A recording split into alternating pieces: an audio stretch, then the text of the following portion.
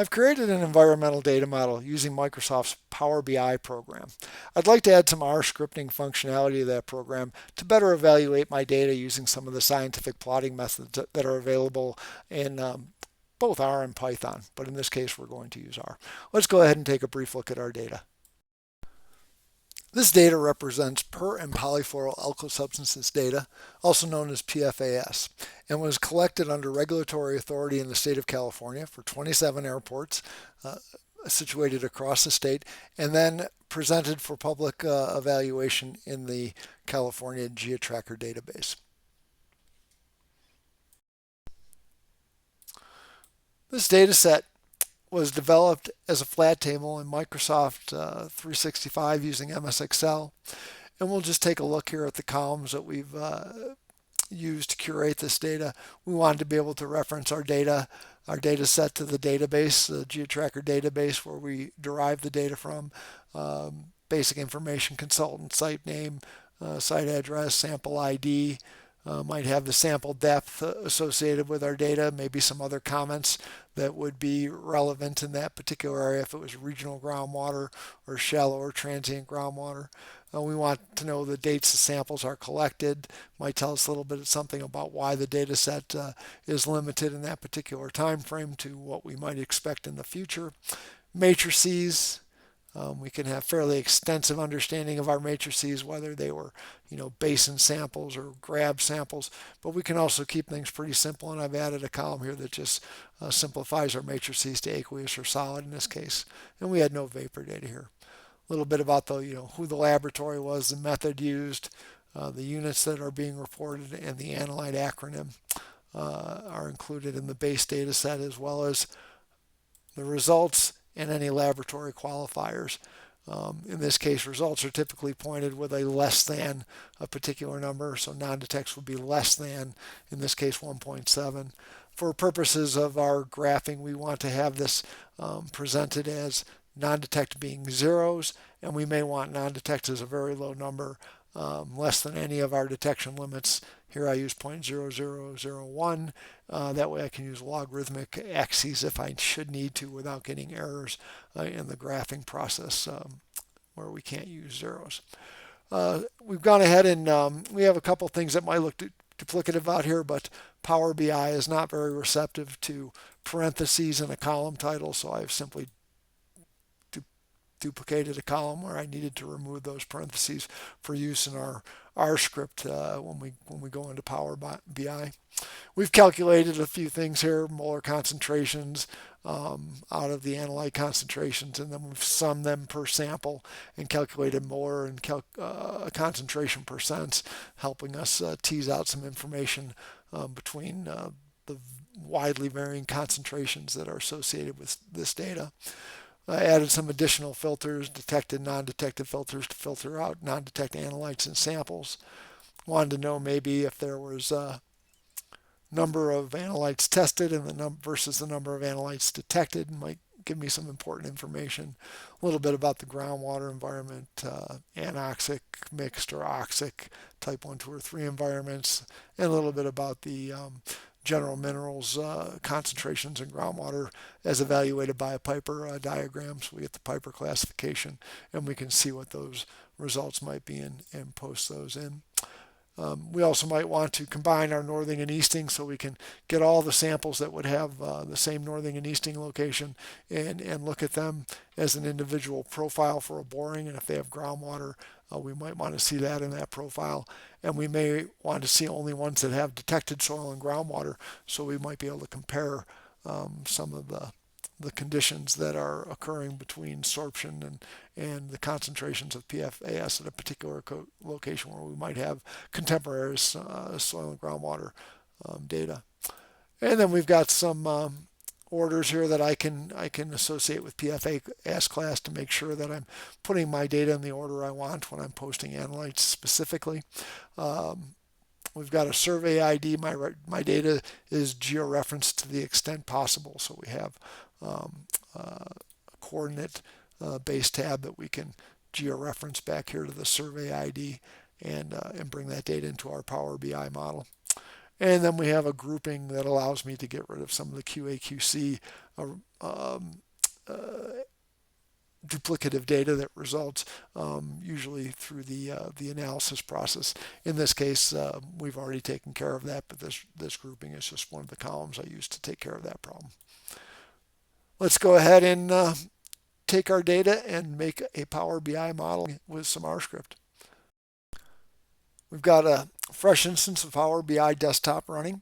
We're going to go ahead and do some R scripting in here and bring in the types of plots that I would like. If you don't have R running, use your favorite search engine and search for R scripting in Power BI, and Microsoft will give you some pretty decent direction how to get this up and running. It's not all that difficult, although it does take a little bit of technical know-how. So let's go ahead and start. The first thing I'm going to do is go over to our visualizations pane, and I'm going to select an R script visual here using this icon. So we'll go ahead and click on that. And it's going to say to me, enable R script visuals. I'm going to say enable that. So yes. And now we're going to need to get some data. Let's go ahead and get our data. Our data is going to be in the form of an Excel workbook that we just went through, and this was the file we were looking at, our PFAS class condensed. And I set up for this. And we'll bring in the only table we really need, which is our chords table. So let's go ahead and, our soil and groundwater table all. We'll load that.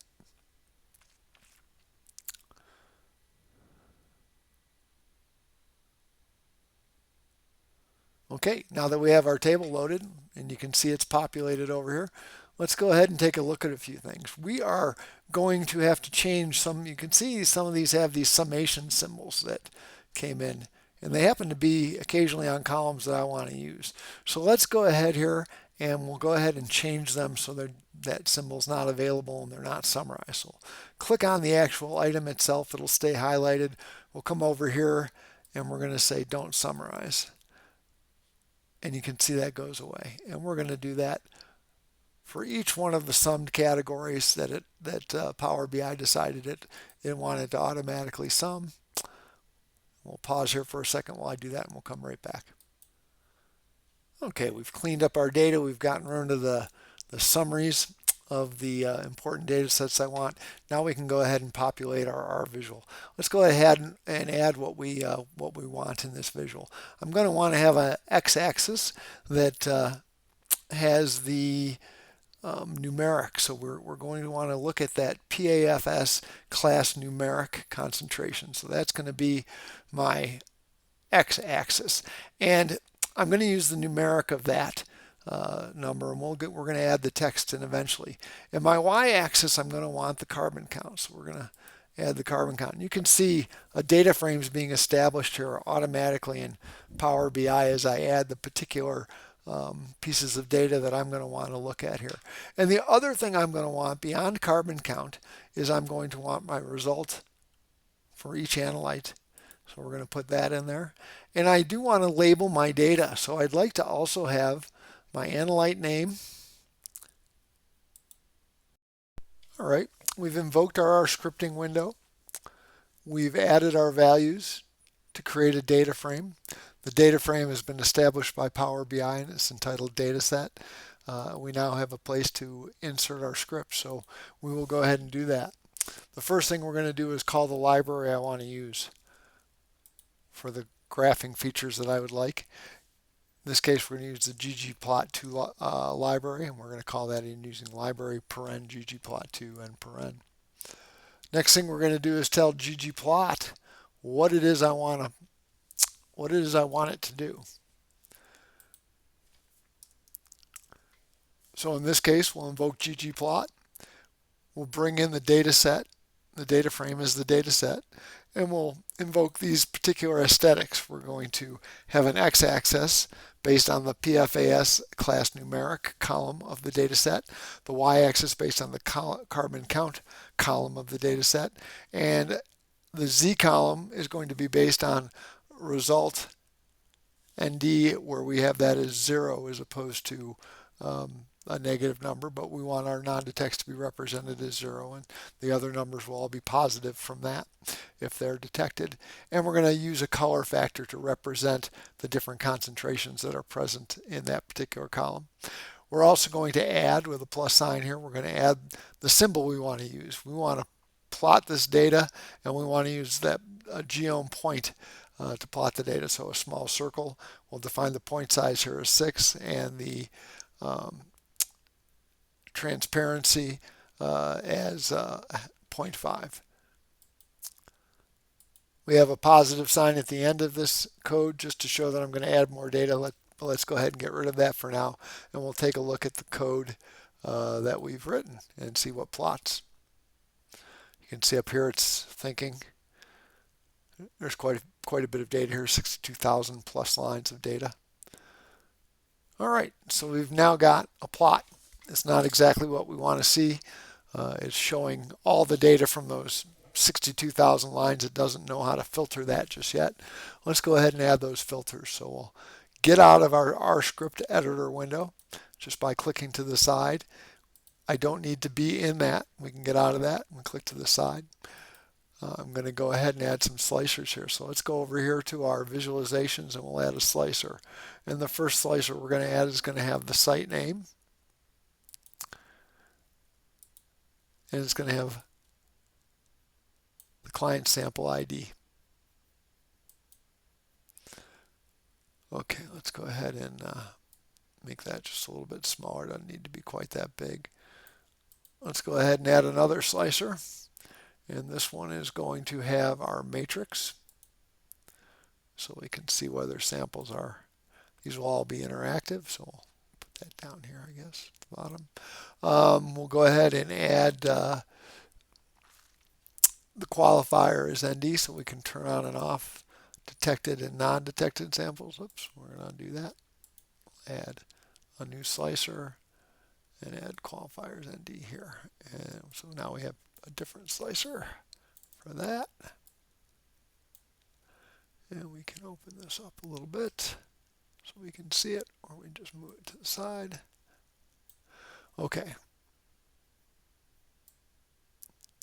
Let's go ahead and pick one sample. We'll pick a sample where I know it's got some reasonably high concentration data.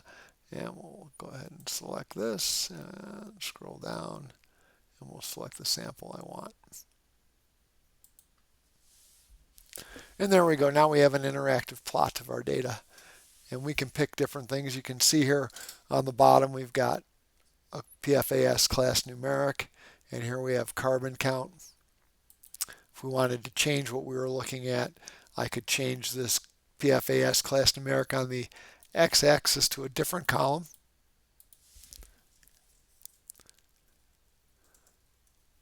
Condensed.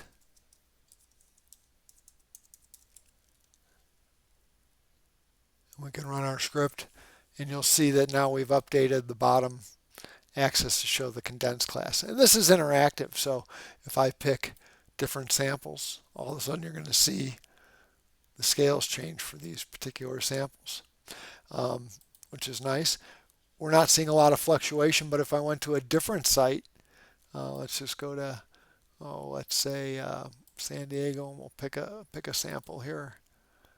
You'll see now we've updated the condensed class, so that has become an interactive axis depending on what's available in the particular sample that I've selected here. And we're only looking at one sample in this case.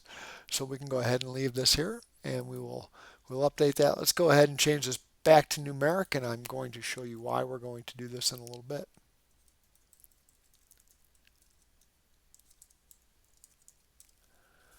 And we can run the code again. And you can see here we're looking at an aqueous sample. Solid has disappeared. And if I wanted to get rid of I'll just click out of that. If I wanted to only see detected data, we can get rid of all the non-detect data, and we can see the automatic updates for that. Clear that filter. We'll leave the other filters alone for now. Let's go ahead and add the next line of code. What we want to do now is plot some text on top of this data so we know what analyte we're looking at and what the concentration is. So we'll get that line of code in there. It's very similar to what we've already done. We're going to call in a geometry for ggplot as text. The data set's going to get passed down to this geom text geometry, and we're going to use the label feature. That label is going to be the analyte.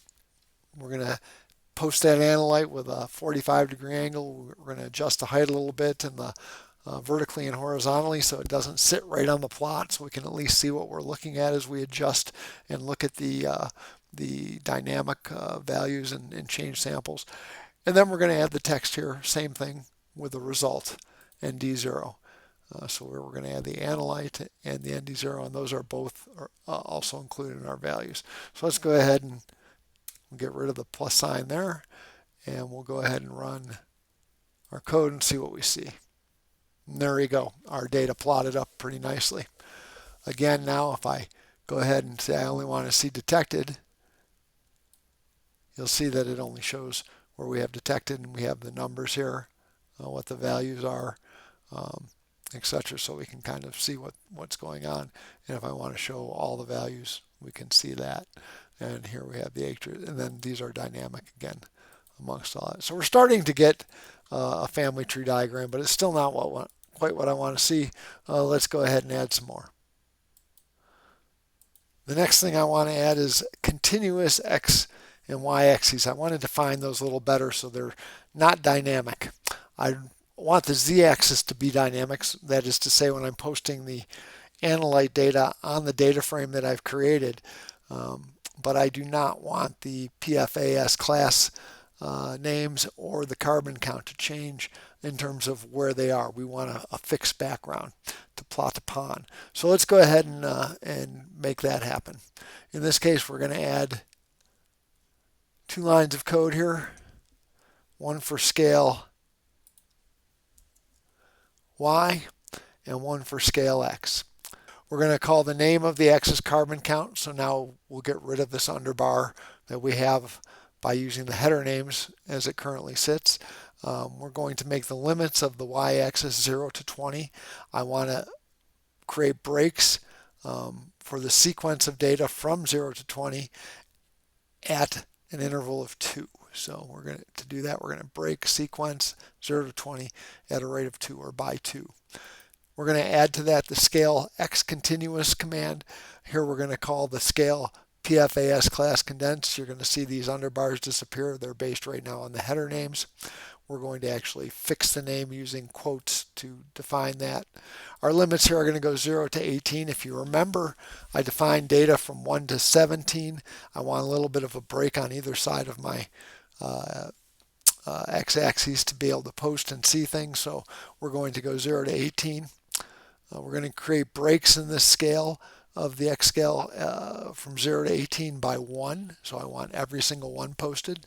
We're not going to skip any here because we need to label them. To add labels, I simply add a column here and say labels equals C. Because I need to have a label for every of the 18 columns or 18 points I'm going to have, the breaks, I need to add 2 blanks, one at the beginning and one here at the end. And beyond that, we have 17 labeled in accordance with the data set that I've shown you previously. So now we can go ahead and call that. Let's go ahead and see what happens when we do call that. See if that'll plot. And sure enough, we did. So let's take a look at this. So you can see now we're starting to get our PFAS class condensed. Our carbon count is out there. If I switch around my data, no matter what I select and what's available to me,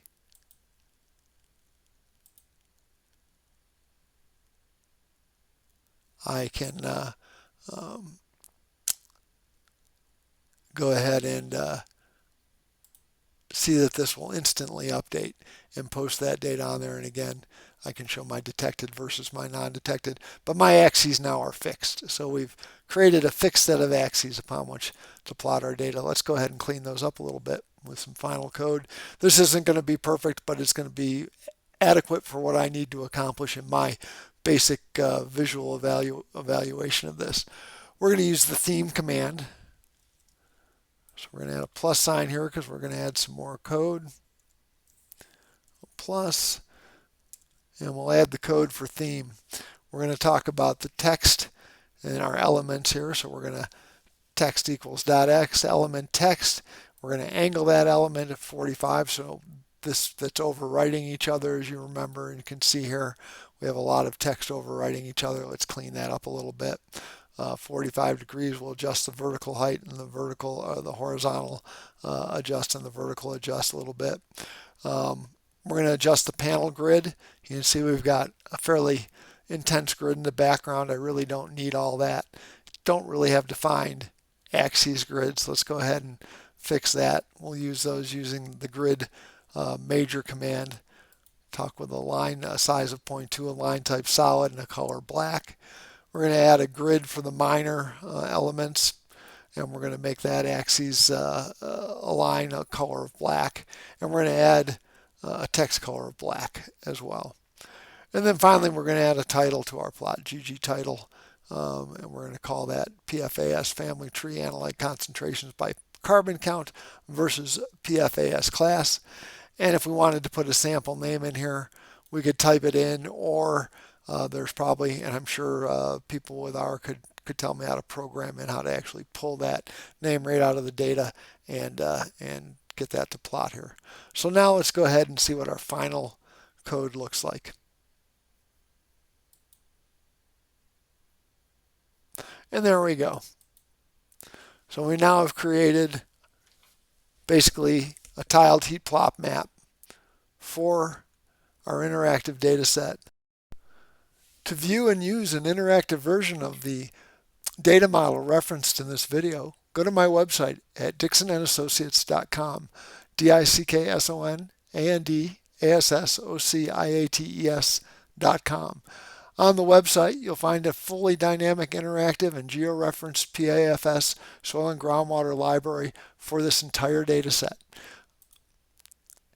We'll look at here full screen. Using your control key, you can select different sites to look at, multiple samples, many ways to look at this data. We can look at individual samples. We can look at individual analytes. We can go ahead and look at the data summaries and see exactly what we have available for us by scrolling through the pages. We'll eventually get here to basic data summaries, our highest values, the number of rows of data that we have, how many samples we have in the sample set. So a whole bunch of great information here, very fun to explore. Unfortunately, published to web by Microsoft Power BI does not support R visuals. So the R visuals that I created in this video will only be available to you on your Power BI desktop. You can view these visuals at dicksonandassociates.com. That's DICKSONANDASSOCIATES.com. And feel free to play around with this Power BI visual. It's a great tool.